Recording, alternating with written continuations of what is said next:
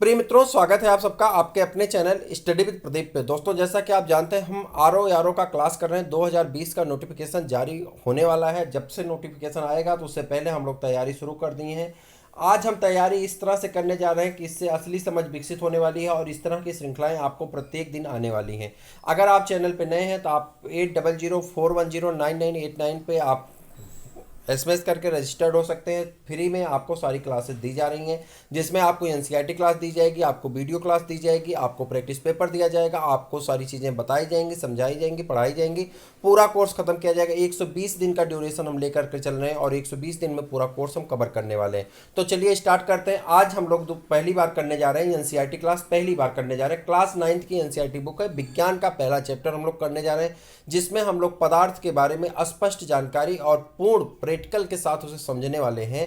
क्योंकि एनटीपीसी का एग्जाम हो, चाहे आपका एक हम कह दें इसका यूपीएससी का एग्जाम हो, अब यहाँ पे प्रैक्टिकल से रिलेटेड चीज़ें आती हैं। जैसा कि आप जानते हैं एनटीपीसी रेलवे में या आपके यूपीपीएससी में अब प्रश्न का जो क्रेज है वो क्रेज कहीं ना कहीं कथन निष्कर्ष का आ गया है। तो अगर आप प्रैक्टिकल बेस पे नहीं समझेंगे तो आप उस प्रश्न को रट्टा मार के नहीं कर सकते। आप अपनी को समझ को विकसित करना पड़ेगा। इसलिए आज से हम लोग इसको भी करेंगे। तो हम एक दिन में 3 क्लास करने वाले, 2 वीडियो क्लास, एक एनसीईआरटी क्लास, और आपको बहुत लाभ मिलेगा। हम 9 से 12 तक की सारी एनसीईआरटी कर देंगे, चाहे वो हिंदी हो, साइंस हो, सॉरी माफ करिएगा, चाहे वो साइंस हो चाहे सोशल साइंस हो, जहाँ से हमारे सारे प्रश्न बनते हैं। तो अभी हम स्टार्ट करते हैं। आज का पहला सेशन है। कैसा लगेगा आप कमेंट करके जरूर बताइएगा। आपको बहुत आनंद आने वाला, बहुत सारी समझ विकसित होने वाली है। एक बार पढ़ेंगे सारा एग्जाम पास करेंगे। चलिए, बात नहीं अब काम की बात। अब सिर्फ हम काम की बात करेंगे, एक भी बार बात नहीं करेंगे। चैनल को सब्सक्राइब कर लीजिए, बाद में अपने दोस्तों को भी शेयर कर दीजिए जब आपको लगेगा कि हाँ इस तरह से पढ़ाई करनी चाहिए। अपने चारों ओर नज़र दौड़ाने पर हमें विभिन्न प्रकार की वस्तुएं नजर आती हैं। आपने भी देखा होगा, जिनका आकार, आकृति और बनावट अलग अलग होता है। ठीक है, इनका आकार और आकृति और बनावट इनका कैसा होता है, अलग अलग होता है। इस विश्व में प्रत्येक वस्तु जिस सामग्री से बनी होती है उसे वैज्ञानिकों ने का नाम दिया है। कह रहा है इस विश्व में जिस प्रत्येक वस्तु जिस सामग्री से बनी होती है उसी को वैज्ञानिकों ने पदार्थ का नाम दिया था। यानी अगर आपको पदार्थ निकालना है तो आप याद करेंगे कि जिस सामग्री से वस्तु का निर्माण होता है उसी को पदार्थ कहा जाता है। जैसे उदाहरण के लिए हम बात करें, जिस हवा में हम सांस लेते हैं, जिस हवा में हम सांस लेते हैं, जो भोजन हम खाते हैं, पत्थर, बादल, तारे, पौधे एवं पशु, यहाँ तक कि पानी की एक एक बूंद या रेत का एक एक कण, ये सभी पदार्थ हैं। यानी जो चीज़ें हम सांस लेते हैं वो भी, यानी हवा भी क्या है, एक पदार्थ है। अब देखिए यहाँ से आपको याद रखना, हवा भी एक पदार्थ है। भोजन खाते हैं, भोजन के जो ग्रेडियंट होते हैं, जो उसके अंग होते हैं, अंश होते हैं, जैसे कि दाल है, चावल है, गेहूं है, मटर है, चना है, सरसों, जो भी उसके ग्रेडियंट हैं, जो आप उसे पकाते हैं, बेसन है, सत्तू है, ये सभी चीज़ें आपके क्या है, पदार्थ हैं। ठीक। उसके बाद जैसे पत्थर है, बादल है, पौधे हों, तारे हों, पशु हों, पक्षी हों, इंसान हो, जानवर हो, सभी चीज़ें क्या है, पदार्थ हैं। इवन पानी की एक एक बूंद भी एक एक पदार्थ है। ठीक है, कण का एक एक रेत भी क्या है, पदार्थ है। ठीक है। अब यहाँ पे ध्यान देने योग्य बात यह भी है कि ऊपर लिखी सभी वस्तुओं का द्रव्यमान होता है। एक चीज याद रखेंगे कि इसमें क्या पाया जाता है, जो पदार्थ होता है उसमें मास पाई जाती है, यानी उसमें द्रव्यमान होता है। और एक कुछ स्थान यानी आयतन घेरती हैं, कुछ स्थान यानी आयतन को घेरती हैं। अब आयतन किसे कहते हैं, आयतन देखिए यहाँ पे दिया गया है। अंतरराष्ट्रीय मात्रक पद्धति, यहाँ से आपके प्रश्न पूछे जा सकते हैं, इसलिए हमने इसको आपको पढ़ने के लिए कहा है। देखिए हम पढ़ के बता रहे हैं, आपको दिखाई नहीं पड़ रहा होगा शायद। अंतरराष्ट्रीय मात्रक पद्धति के अनुसार आयतन का मात्रक 1 घन मीटर होता है। अगर आपसे कोई पूछे कि आयतन किसे कहते हैं तो आप कहेंगे यम क्यू को हम आयतन कहते हैं। ठीक है, यम क्यू को यानी 1 घन मीटर को हम आयतन कहते हैं। आयतन मापने का साधारण मात्रक जो होता है वो क्या होता है, लीटर होता है। आयतन किससे नापा जाता है, लीटर से नापा जाता है। ठीक है, तो कह रहा है वह वस्तुएं जो द्रव्यमान रखती हैं और आयतन घेरती हैं उन्हें हम लोग क्या कहते हैं, उन्हें हम लोग पदार्थ कह सकते हैं। प्राचीन काल से ही मनुष्य अपने आसपास को समझने का प्रयास करता रहा है। भारत के प्राचीन दार्शनिकों ने पदार्थ को 5 मूल तत्वों में वर्गीकृत किया है। जो हमारे दार्शनिक थे, पुराने दार्शनिक थे, उन्हें 5 तत्वों में वर्गीकृत किया है। जैसा कि आप जानते हैं, छित जल पावक गगन समीरा, पंच तत्व यह रचित शरीरा, यानी 5 तत्व हैं, छित जल पावक, गगन और समीर, ये 5 तत्व कौन कौन से हैं? तो यहाँ पे आपको दिया गया है, हालांकि उस क्रम में नहीं है। वायु है, पृथ्वी है, अग्नि है, जल है और आकाश है। इन सबको हम भगवान भी कहते हैं, इन सबको हम पदार्थ भी कहते हैं। विज्ञान के तौर पे इन्हें हम पदार्थ कह सकते हैं। अगर हम इसकी बात कर लें, अध्यात्म की बात कर लें, तो आप पवन देव की पूजा करते हैं, आप पृथ्वी की पूजा करते हैं, आदि जननी मानते हैं, ठीक है। अग्नि की भी पूजा की जाती है, जल की भी पूजा की जाती है, और जल जैसे गंगा नदी की पूजा होती, ठीक है, सरजू की पूजा होती, और उसी प्रकार से आकाश यानी बादल की भी पूजा की जाती है बरसात के दिनों में, ठीक। इनके अलग अलग देवता होते हैं। जब हम लोग ऋग वैदिक काल पढ़ेंगे तो इनके देवताओं के नाम भी याद करते हैं। कभी कभी पूछ दिया जाता है कि ऋग वैदिक काल में बादल के देवता कौन थे, उसी तरह से जल के देवता कौन थे, वर्षा के देवता कौन थे, पवन के देवता कौन थे। तो इस तरह से ऋग वैदिक काल से प्रश्न आपके पूछे जाते हैं। उन्हें हम लोग बाद में करेंगे, जब हिस्ट्री शुरू करेंगे तो करेंगे। उनके अनुसार इन्हीं पंच तत्वों से सभी वस्तुएं बनी हैं, चाहे वो सजीव हों या निर्जीव। उस समय के यूनानी दार्शनिकों ने भी पदार्थ को इसी प्रकार वर्गीकृत किया। आधुनिक वैज्ञानिक ने पदार्थ को भौतिक गुणधर्म एवं रासायनिक प्रकृति के आधार पर 2 प्रकार से वर्गीकृत किया है। आजकल के जो ट्रेंड में है, जो हम लोग पढ़ेंगे भी, वो का उससे एक भौतिक गुणधर्म उसका पढ़ेंगे और एक रासायनिक प्रकृति पढ़ेंगे, यानी रासायनिक गुण और भौतिक गुण पढ़ेंगे, जहाँ से हमारे प्रश्न पूछे जाते हैं। भौतिक गुण को कभी कभी दे करके कथन निष्कर्ष में आपका प्रश्न पूछा जाता है, जो यहाँ से आपको पूरा करेगा। इस अध्याय में हम भौतिक गुण के आधार पर पदार्थों के बारे में ज्ञान अर्जित करेंगे। पदार्थ के रासायनिक पहलुओं को आगे के अध्यायों में हम पढ़ेंगे, ठीक है। चलिए देखते हैं पदार्थ के भौतिक स्वरूप, ठीक है। पदार्थ के भौतिक स्वरूप, आप घबराइए नहीं, आप एकदम गौर से धीरे धीरे पढ़ते रहिए, पूरी चीज़ें आपको समझ में आ जाएगी। मैं तो कहूँगा आप चुपचाप आराम से इसको लगा लीजिए ईयरफोन और सुनिए, सारी चीज़ आपको क्लियर होती चली जाएगी। उसमें आपको परेशान होने की जरूरत नहीं है। मैं एक एक डाउट्स को आपके क्लियर करता चला जाऊँगा, और देखिएगा जब आप पेपर में जाएंगे तो प्रश्न यहीं से हूबहू पूछा जाएगा और आपको किसी भी प्रकार की कोई हिजिटेशन नहीं होगी, आप आराम से उन प्रश्न का आंसर कर पाएंगे, ठीक है। तो बहुत समय तक पदार्थ की प्रकृति के बारे में 2 विचारधाराएं प्रचलित थीं। एक विचारधारा का यह मानना था कि पदार्थ लकड़ी के टुकड़ों की तरह सतत होते हैं, परंतु अन्य विचारधारा का मानना था कि पदार्थ रेत की तरह के कणों से मिलकर बने हैं। आइए एक क्रियाकलाप के द्वारा पदार्थों के स्वरूपों के बारे में ये निर्णय करते हैं कि ये सतत हैं या कणों के बने हैं, ठीक है। 100 ml का बीकर लीजिए, ठीक। अब बीकर तो मिलेगा नहीं, शीशे का गिलास ले सकते हैं। 100 ml का बीकर लीजिए। इस बीकर को जल से आधा भरकर जल के स्तर पर निशान लगा दीजिए, यानी आधा ग्लास भर दीजिए पानी से, और वहाँ पे आप क्या करिए, निशान लगा लीजिए। ऊपर से मार्कर से आप पेंट होगा तो उससे निशान लगा लीजिए कि यहाँ तक पानी है। आप जानते हैं जब किसी तरल वस्तु को किसी वस्तु में रखा जाता है, किसी पात्र में रखते हैं तरल वस्तु को, तो वह उसी के शेप साइज आकार को धारण कर लेता है, और जो तरल होता है उसका जो ऊपरी स्तर होता है वो हर वक्त समतल होता है। याद रखिएगा, प्रश्न पूछा गया तरल का ऊपरी स्तर कैसा होता है, तो तरल का ऊपरी स्तर हर वक्त समतल होता है, ठीक है। तो वो समतल हो जाएगा। जब समतल हो जाएगा तो गिलास के बाहर से आप क्या कर सकते हैं, ग्लास, हम आपको बीकर जगह ग्लास बता रहे हैं, ग्लास के बाहर से आप उसमें मार्कर से पेंट लगा सकते हैं कि यहाँ तक हमारा पानी था, कर सकते हैं, या धागा बांध सकते हैं वहाँ पे, ठीक। दिए गए नमक या शर्करा को कांच की छड़ की मदद से जल में घोलें। कह रहा है उसमें कुछ शर्करा या कुछ नमक डाल करके उसको चम्मच से या किसी टुकड़े से या किसी तरह से उसको घोलने का प्रयास करिए, वो धीरे धीरे घुल जाएगा। जल के स्तर में आए बदलाव पर ध्यान दें। आपके अनुसार नमक या शर्करा का क्या हुआ? सही है, नमक और शर्करा उसमें घुल जाते हैं, तो गए कहाँ इसका पता लगाना पड़ेगा। ये कहाँ गायब हो गए, ठीक।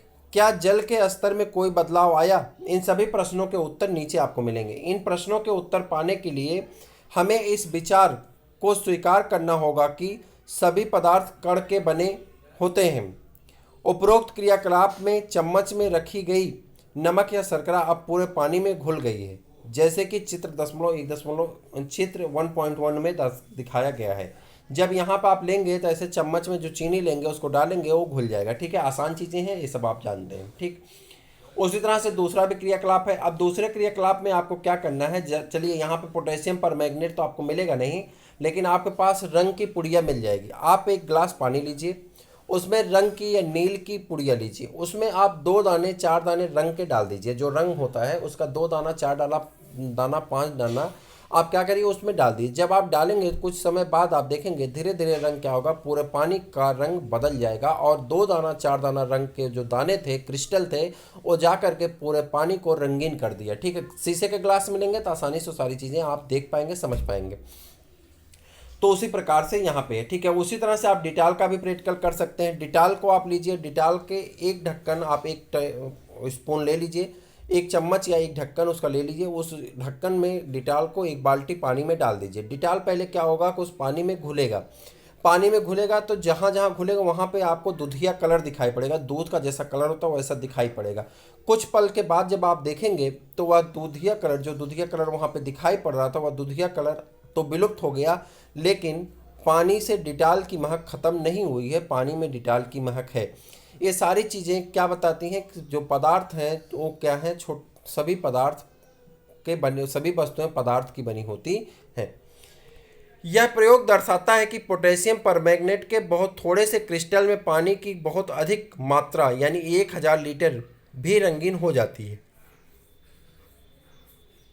इससे हम ये निष्कर्ष निकाल सकते हैं कि पोटेशियम परमैंगनेट के केवल एक क्रिस्टल में कई सूक्ष्म कण होते हैं। जो एक क्रिस्टल रंग का आप डाल रहे हैं, हम पोटेशियम परमैंगनेट जगह हम किसको ले रहे हैं, रंग को ले रहे हैं, तो जो रंग का आप एक क्रिस्टल डाल रहे हैं वही क्रिस्टल इसके अंदर जा करके इसको पूरा रंगीन बना देता है। एक कण छोटे छोटे कणों में विभाजित होते रहते हैं, अंततः एक सेकेंड, अंततः एक मिनट बस, एक स्थिति में एक कण और छोटे भागों में विभाजित नहीं किए जा सकते। जब एक विभाजित होते चले जाते हैं तो एक स्थिति ऐसी आती है को छोटे कणों में और विभाजित नहीं किए जा सकते। पोटेशियम परमैंगनेट की जगह 2 ml डिटॉल से भी हम एक क्रियाकलाप कर सकते हैं।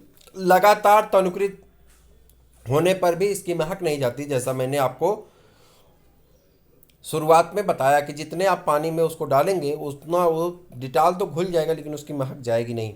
यानी पदार्थ के कण बहुत छोटे होते हैं, इतने छोटे कि उसकी कल्पना भी नहीं की जा सकती।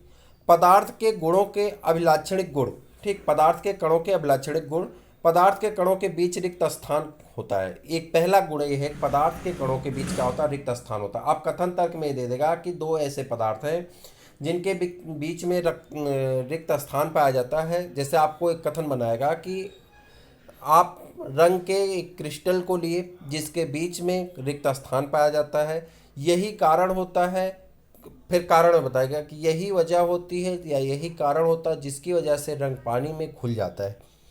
फिर ऑप्शन देगा कि इसमें ए सही है, इसमें बी सही है, ए और बी दोनों सही हैं और ए बी की व्याख्या करते, ए की व्याख्या बी करता है, ठीक, बी की व्याख्या ए करता है। इस तरह से आपके 4 ऑप्शन बनाएगा जिसे आप आसानी से कर सकते हैं। आप देखिए यहाँ समझने का प्रयास करिए।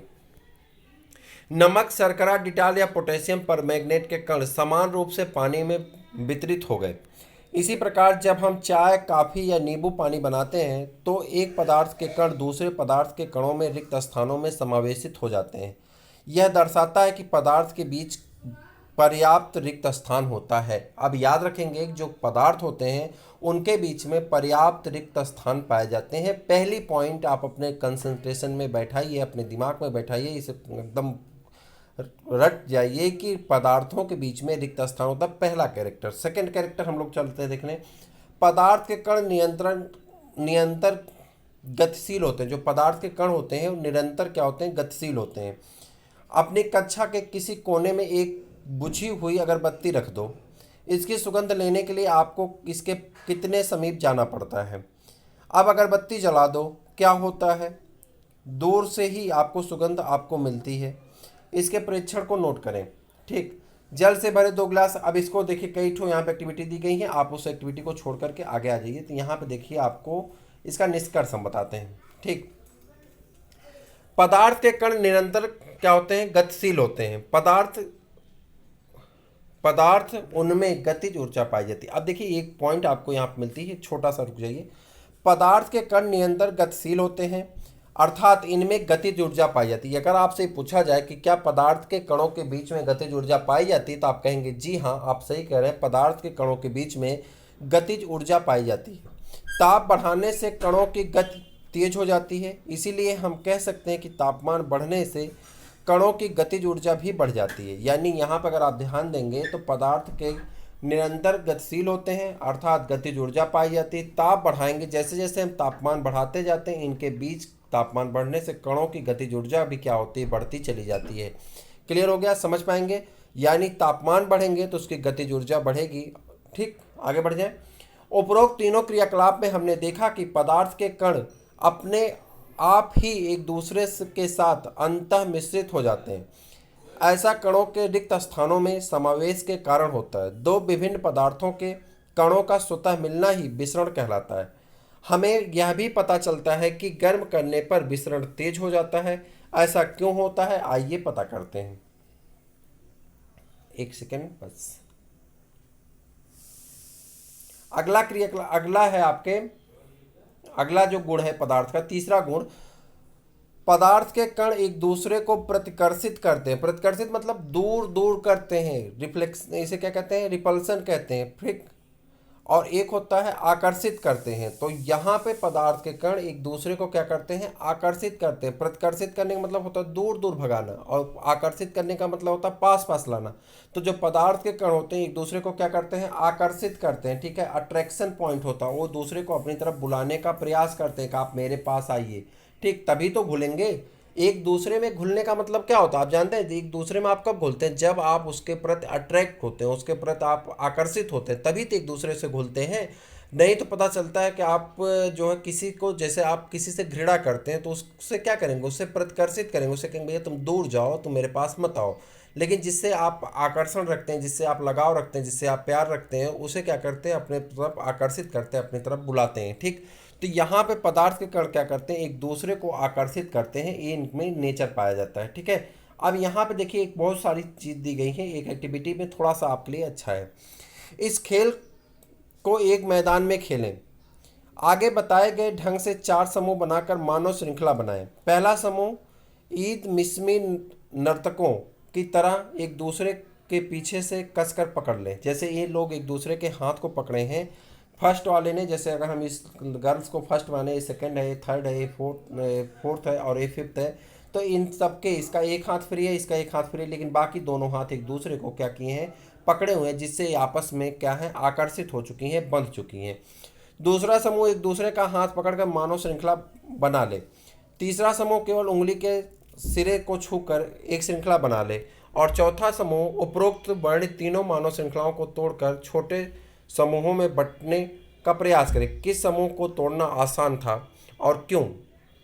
यदि हम प्रत्येक विद्यार्थी को पदार्थ का एक कण माने तो किस समूह में कणों में एक दूसरे से सबसे अधिक बल से पकड़ा है?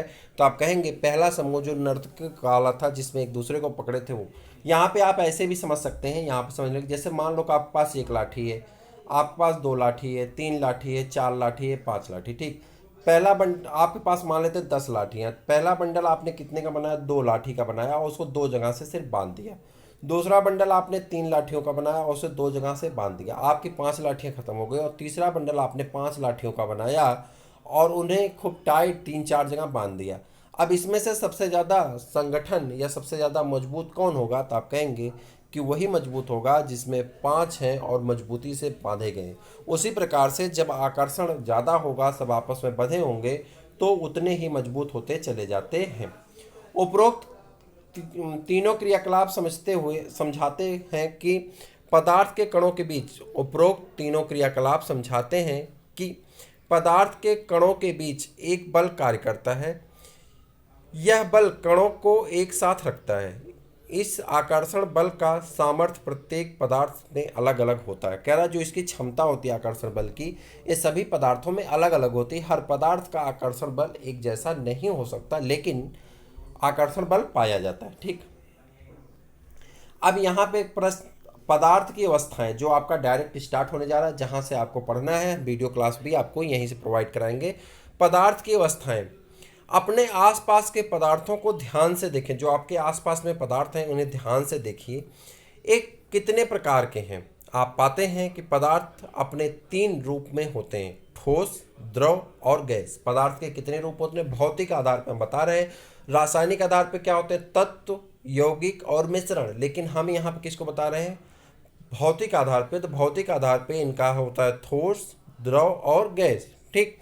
पदार्थ की ये अवस्थाएं उसके कणों को विभिन्न विशेषताओं के कारण होती हैं। अब हम पदार्थ की तीन अवस्थाओं के गुणों का विस्तार से अध्ययन करेंगे। पहले ठोस अवस्था के बारे में बात करते हैं। निम्नलिखित वस्तुओं को एकत्रित करें। क्रियाकलाप देखिए, निम्नलिखित वस्तुओं को एकत्रित करें, जैसे कि पेन, किताब, सुई और लकड़ी की छड़। ठीक, बस एक सेकेंड रुक जाइए, आ जाएगा आपका। एक मिनट, थोड़ा सा जूम किया ताकि आप आसानी से पढ़ सकें। हाँ, इन वस्तुओं के चारों ओर पेंसिल घुमाकर इनके आकार का रेखा चित्र बनाएं। जो वस्तुएं आप लिए हैं, जैसे किसी टेबल पे या किसी पेपर पे रख दीजिए, चार्ट पे रख दीजिए। जो आपके पास एक चार्ट पेपर लीजिए, उस चार्ट पेपर के ऊपर इसको रख दीजिए। मान लीजिए पुस्तक रखे, पुस्तक रखने के बाद उसके चारों तरफ आप पेंसिल घुमा दीजिए तो पुस्तक का एक शेप बन जाएगा। ठीक, क्या इन सभी का निश्चित आकार, स्पष्ट सीमाएं तथा स्थिर आयतन है? इन पर हथौड़ा मारने, खींचने या गिराने से क्या होता है? क्या इनका एक दूसरे में विसरण संभव है? बल लगाकर इनको संपीड़ित करने का प्रयास करें, क्या इनका संपीड़न होता है? आप चलिए देखते हैं। उपरोक्त सभी उदाहरण ठोस के हैं। हम देख सकते हैं कि इन सभी का एक निश्चित आकार, अस्पष्ट सीमाएं तथा स्थिर आयतन यानी नगण्य संपीड़ितता पाई जाती है। ये पॉइंट आप एकदम अपने दिमाग में स्थिर कर लीजिए कि जो ठोस होगा उसका निश्चित आकार होगा, अस्पष्ट सीमाएं उसकी होंगी, स्पष्ट सीमाओं के बाद स्थिर आयतन पाया जाएगा, यानी नगण्य संपीड़ितता होती है, यानी उसमें कम संपीड़ितता यानी हलचल बहुत कम होती है। ठीक, बाह्य बल लगाने पर भी ठोस अपने आकार को बनाए रखते हैं। अगर हम बाहर से कोई बल लगाते हैं तो ठोस अपने आकार को क्या करते हैं? बनाए रखते हैं। ठीक, बल लगाने पर ठोस टूट सकते हैं लेकिन इनका आकार नहीं बदलता, इसलिए ये दृढ़ होते हैं। बल लगाने पर ठोस टूट सकते हैं परंतु इनका आकार नहीं बदलता, इसलिए ये क्या होते हैं? दृढ़ होते हैं। निम्नलिखित पर विचार कीजिए। अब देखिए, ये चीज़ जो मैं बताने जा रहा हूँ, ये आपने अगर देखा होगा प्रैक्टिस पेपर आप सॉल्व करेंगे तो एनटीपीसी में इसके पहले के एग्जाम में प्री में भी पूछा गया है, मेंस में पूछा गया है, यूपीएसआई में पूछा गया है। तो ये प्रश्न देखिए 9th का है, 9th के साइंस का है, लेकिन आपसे पूछा गया है इतने बड़े पेपर में। तो यहाँ पे गौर करने की ज़रूरत है। अगर आप इस तरह से तैयारी करेंगे तो जो मैं कह रहा हूँ आपकी असली समझ विकसित होगी। वक्त लगेगा, ये सच है, आपका वक्त लगेगा, समय लगेगा, आपको लग रहा होगा कि आप फालतू टाइम वेस्ट कर रहे हैं, मैं जानता हूँ। लेकिन देखिएगा कुछ दिन में आपके पास ऐसी समझ विकसित हो जाएगी कि आप उसके बाद कोई भी बुक जो अर्थराइज बुक कठिन से कठिन होगी उसे पढ़ सकते हैं, कर सकते हैं। ये है कनेक्टिंग टू डॉट, जो मैं करने जा रहा हूँ इसका नाम क्या है? Connecting to dot. जो मैं स्टडी कर रहा हूँ इसका नाम क्या है? Connecting to dot. इसको मतलब समझते हैं कनेक्टिंग टू डॉट। जब बच्चा पहली बार स्कूल जाता है तो उसे क्या दिया जाता है? एक बुक दी जाती है जिस बुक में सारे अक्षर डॉटेड लाइन से बने होते हैं। आपने देखा होगा, आपके घर में अगर पढ़ने वाले बच्चे होंगे, इन डॉटेड लाइन को क्या करना होता है कि इन बच्चों से कहा जाता है कि इन डॉट को एक दूसरे से मैच करा दो। और जब बच्चा उन डॉट को एक दूसरे से मैच कराता है तो मैच कराने के बाद वही डॉटेड लाइन किस में बदल जाती हैं? वही डॉटेड लाइन अक्षर के रूप में बदल जाती हैं। यानी जो डॉटेड लाइन तैयार होंगी उसी डॉटेड लाइन से एक अक्षर बनता है, बाद में उसी अक्षर से वो क्या बनाता है? शब्द बनाता है। शब्द से बाद में बच्चा जैसे जैसे बड़ा होता है उसका विकास होता जाता है और वो पुस्तक भी लिखता है। तो यहाँ पे आज मैं जो काम कर रहा हूँ ये है कनेक्टिंग टू डॉट। ये कनेक्टिंग टू डॉट आपको उन चीज़ों से जोड़ने का प्रयास कर रही है जो आप आसानी से समझ सकते हैं और पढ़ सकते हैं। तो चलिए स्टार्ट करते हैं। उदाहरण को गौर से सुनिएगा। रबर बैंड को क्या माना जाएगा? रबर बैंड को क्या माना जाएगा? एक कथन है। क्या खींचकर इसका आकार बदला जा सकता है? क्या ये ठोस है? ये 3 क्वेश्चन है। विभिन्न आकार के बर्तनों में रखने पर चीनी और नमक इन्हीं बर्तनों के आकार ले लेते हैं। क्या ये ठोस है? स्पंज क्या है? क्या ठोस है लेकिन फिर भी इसका संपीड़न संभव है? क्यों? चलिए, ये सभी ठोस ही हैं क्योंकि बाह्य बल लगाए जाने पर रबर बैंड का आकार बदलता है। जब आप रबर बैंड, जैसे मोटा बैंड है, उसे आप खींचेंगे तो रबर बैंड बदल जाता है।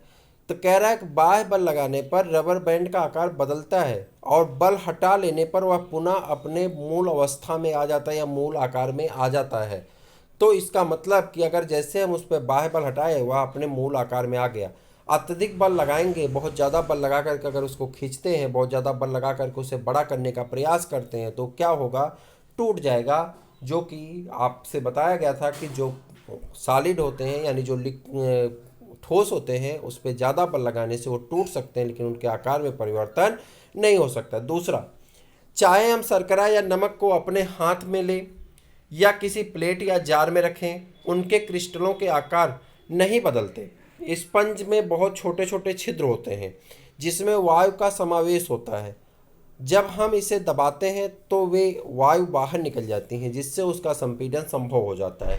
तो ये 3 उदाहरण, और आप देख लीजिएगा कि एनटीपीसी, यूपीएसआई या आपके किसी एग्जाम में जैसे कि आरओ में ही आपको यहाँ से प्रश्न पूछे जा सकते हैं, तो आप इसके लिए तैयारी कर सकते हैं। तो इसके लिए आप क्या कर सकते हैं, तैयारी कर सकते हैं। नेक्स्ट आपका स्टार्ट होता है द्रव अवस्था। ठोस हो गया, अब द्रव के बारे में बात करेंगे। क्रियाकलाप देखते हैं द्रव की। निम्नलिखित वस्तुओं को एकत्रित करें। जो वस्तु यहाँ पे कही जा रही है इन्हें क्या करना है, आपको इकट्ठा करना है। जल, खाना पकाने का तेल, दूध, जूस, शीतल पेय। विभिन्न आकार के बर्तन। प्रयोगशाला के एक मापक सिलेंडर की सहायता से इन बर्तनों से 50 ml पर निशान लगा लें। ठीक, इन द्रव को फर्श पर डाल देने पर क्या होगा। किसी एक द्रव का 50 ml मापकर विभिन्न बर्तनों के में क्रमशः एक एक करके डालें। क्या प्रत्येक बार आयतन एक समान रहता है। क्या द्रव का आकार एक समान रहता है। द्रव को एक बर्तन से दूसरे बर्तन में उड़ेलने पर क्या वह आसानी से बहता है। ये सारे प्रश्न हैं, अब इसका आंसर आपको नीचे मिलेंगे। प्रेक्षण से हम पाते हैं कि द्रव का आकार नहीं लेकिन आयतन निश्चित होता है। कह रहा जो 50 ml हम लिए थे वो सब में सभी पात्र में 50 ml ही है। प्रेक्षण से हम पाते हैं कि द्रव का आकार नहीं लेकिन आयतन निश्चित होता है। जिस बर्तन में इन्हें रखा जाए तो ये उसी का आकार ले लेते हैं। द्रवों में बहाव होता है और इनका आकार बदलता है, इसीलिए ये दृढ़ नहीं लेकिन तरल होते हैं। ये दृढ़ नहीं लेकिन तरल होते हैं क्योंकि इसमें बहाव होता है और इनका आकार बदलता है। क्रियाकलाप 1.4 तथा 1.5 के संदर्भ में हमने देखा कि ठोस और द्रव का विसरण द्रव्यों में संभव है। वातावरण की गैसें विसरित होकर जल में घुल जाती हैं। ये गैसें विशेषतः ऑक्सीजन एवं कार्बन डाइऑक्साइड जलीय जंतुओं तथा पौधों के लिए अनिवार्य होती हैं। ऑक्सीजन और कार्बन डाइऑक्साइड श्वसन में ही उपयोग होती हैं। ऑक्सीजन जंतुओं द्वारा ग्रहण किया जाता है और पौधों द्वारा भी ऑक्सीजन श्वसन में ऑक्सीजन ग्रहण किया जाता है, लेकिन पौधे प्रकाश संश्लेषण में कार्बन डाइऑक्साइड को भी ग्रहण करते हैं। ठीक है, जब श्वसन पढ़ेंगे तो हम आपको बताएंगे। यहाँ पे बहुत छोटी सी एक लॉजिक है, उसे हम आपको क्लियर कर देंगे कि जब भी कोई जंतु श्वसन करता है तो वो ऑक्सीजन को ही लेता है और कार्बन डाइऑक्साइड को निकालता है। कोई पौधा श्वसन करता है तो ऑक्सीजन को ही ग्रहण करता है और कार्बन डाइऑक्साइड को निकालता है। परंतु जब पौधे प्रकाश संश्लेषण करते हैं तो वो कार्बन डाइऑक्साइड को ग्रहण करते हैं और ऑक्सीजन को निकालते हैं। यह प्रोसेस आपको कई बार अलग अलग एग्जाम्पल से पूछी जाती हैं। बागीचे का उदाहरण लेकर के, आपके बाग का उदाहरण लेकर के, पशुओं का उदाहरण लेकर के, ठंडी का उदाहरण लेकर के हम इसको बताएंगे। जब श्वसन पढ़ेंगे तो उसमें हम इसको स्पष्ट रूप से क्लियर कर देंगे, लेकिन यहाँ पर अभी ज़्यादा टाइम गंवाने की आवश्यकता नहीं है। जलीय जंतुओं तथा पौधों के लिए अनिवार्य होता है। ठीक है, सभी जीवधारी अपने जीवन निर्वाह के लिए श्वास लेते हैं। जलीय जंतु जल में घुली ऑक्सीजन के कारण श्वास लेते हैं। इस तरह से हम यह निष्कर्ष पर पहुंचते हैं कि द्रव में ठोस, द्रव और गैस तीनों का मिश्रण संभव है। द्रव में, जब हम द्रव की बात कर रहे हैं, द्रव में ठोस का भी, द्रव का भी और गैस तीनों का मिश्रण संभव यानी घुलना संभव है। ठोसों की अपेक्षा द्रवों में विसरण की दर अधिक होती। कह रहा है ठोसों की अपेक्षा द्रवों में विसरण दर क्या होती, अधिक होती है। ऐसा इसलिए क्योंकि द्रव अवस्था में पदार्थ के कण स्वतंत्र रूप से गति करते हैं और ठोस अवस्था में अपेक्षा द्रव के कणों में रिक्त स्थान अधिक होता है। कह रहा है ठोस की तुलना में अगर हम बात करें तो रिक्त स्थानों की मात्रा द्रव में ज़्यादा पाई जाती है। क्लियर हो गया, मेरे समझ से क्लियर हो गया होगा, आपको कोई प्रॉब्लम नहीं होगी यहाँ पे। चलिए आगे बढ़ते हैं। अब बात करते हैं ठोस की। किसकी? ठोस हो गया, द्रव हो गया, अब किसका मैटर है? अब गैस का मैटर, गैसीय अवस्था। आपने कभी उस गुब्बारे वाले पर ध्यान दिया है जो गैस के एक ही सिलेंडर से बहुत सारे गुब्बारों में हवा भरता है। उससे पता लगाएं कि एक सिलेंडर से वह कितने गुब्बारे भरता है। उससे पूछिए कि सिलेंडर में कौन सी गैस है। ठीक, चलिए क्रियाकलाप करते हैं। 100 ml की 3 सिरिंज लें। 100 ml की 3 सिरिंज लीजिए और उनके सिरे पर रबर के कार्क से बंद कर दें, जैसा कि चित्र में दिखाया गया। चित्र अभी आपको दिखाते हैं। सभी सिरिंजों में पिस्टन को हटा लें। जो सिरिंज के पिस्टन है जो पीछे से दबाया जाता है उसको निकाल लें सिरिंज से। पहली सिरिंज में हवा भरने दें, दूसरी में जल और तीसरी में चाक के टुकड़े भर दें। पिस्टन को वापस सिरिंज में लगाएं। सिरिंज के पिस्टन को गतिशीलता आसान करने के लिए उस पर थोड़ी वैसलीन लगा दें।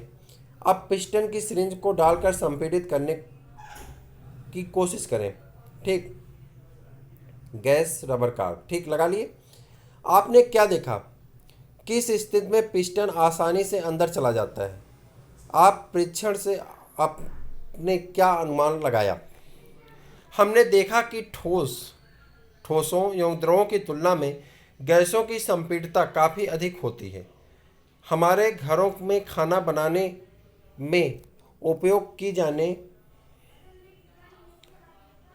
वाली द्रवीकृत पेट्रोलियम गैस, जिसे एलपीजी कहते हैं, लिक्विड पेट्रोलियम गैस कहते हैं, या अस्पतालों में दिए जाने वाले ऑक्सीजन सिलेंडर में संपीड़ित गैस होती हैं। आजकल वाहनों में ईंधन के रूप में संपीड़ित प्राकृतिक गैस सीएनजी का उपयोग होता है। संपीड़ितता काफ़ी अधिक होने के कारण गैस के अत्यधिक आयतन को एक कम आयतन वाले सिलेंडर में भी संपीड़ित किया जा सकता है एवं आसानी से एक स्थान से दूसरे स्थान तक भेजा जा सकता है।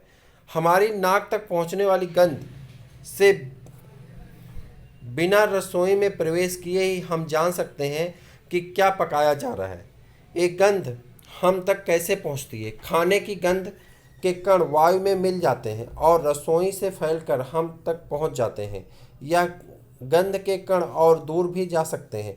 पके हुए गर्म खाने की महक हमारे पास तक कुछ ही क्षणों में पहुंच जाती है। इसकी तुलना ठोस एवं द्रव के विसरण से अधिक से करें।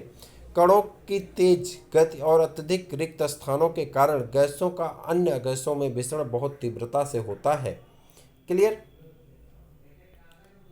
अब इस पे आ जाते हैं। गैसीय अवस्था में कणों की गति अनियमित और अत्यधिक तीव्र होती है। ये पॉइंट आपको याद रखना है। गैसीय अवस्था में कणों की गति अनियमित और अत्यधिक तीव्र होती है। इस अनियमित गति के कारण एक कण आपस में एवं बर्तन की दीवारों से टकराते हैं। बर्तन की दीवारों पर गैस कणों द्वारा प्रति इकाई क्षेत्र पर लगे बल के कारण गैस का दबाव बनता है। ठीक, तो इस प्रकार से आपका एक सेक्शन कंप्लीट हुआ। अब क्या पदार्थ अपनी अवस्था को बदल सकता है, इसके बारे में हम लोग नेक्स्ट वीडियो में पढ़ेंगे। तो कैसा लगा वीडियो कमेंट करके बताइएगा। चूँकि आपको ज़्यादा टाइम तक हम इसमें बोर नहीं करना चाहते, तो हमारा काम है कि हम इसको पढ़ लिए। अब हम वीडियो क्लास में करेंगे ठोस द्रव गैस, उसके बारे में वीडियो क्लास में सब कुछ समझेंगे। आप अपने जो साइड बुक लिए हैं उस साइड बुक से आप अपना पढ़ते रहिए। जो भी आपके पास बुक है तैयारी की उसमें आप पढ़ते रहिए, आपको कोई दिक्कत नहीं होगी। आपको यहाँ पे इतनी चीज़ें बता देंगे। नेक्स्ट वीडियो में हम आपको बता देंगे कि क्या पदार्थ अपनी अवस्था बदल सकते हैं, तो इस सब के बारे में पढ़ लेंगे। ठीक है, और इतना करने के बाद हम लोग नेक्स्ट वीडियो पढ़ेंगे, नेक्स्ट चैप्टर को। तब तक के लिए इजाज़त दीजिए।